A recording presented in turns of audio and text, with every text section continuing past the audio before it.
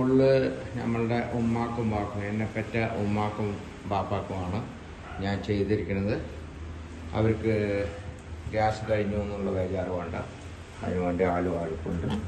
അവർക്കുള്ള സാധനങ്ങളൊക്കെ അവിടെ വയ്ക്കാം. ഇൻഷാ അല്ലാഹ് സെൽഫിൻ്റെ ഇവിടെ മുകളിൽ അവർക്ക് കട്ടിലുണ്ട്, ഇതുണ്ട്, ബാത്റൂമുണ്ട്, സൗകര്യത്തിന് വിശാലമായിട്ട്.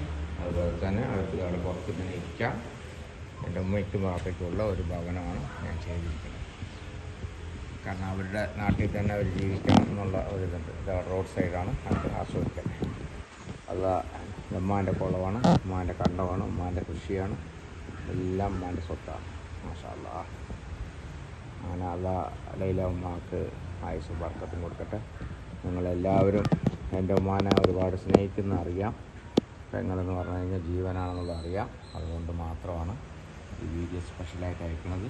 പാല് കാച്ചൽ ഞായറാഴ്ചയാണ്. അപ്പോൾ പ്രത്യേകമായിട്ട് വിളിക്കണ്ട, പെങ്ങളുടെ വീട് എന്ന് പറഞ്ഞിട്ട് എല്ലാവരും വരണം. ഇൻഷാ അല്ലാഹ്. അള്ളാഹിൻ്റെ തൗഫീഖ് ഉണ്ടാവട്ടെ.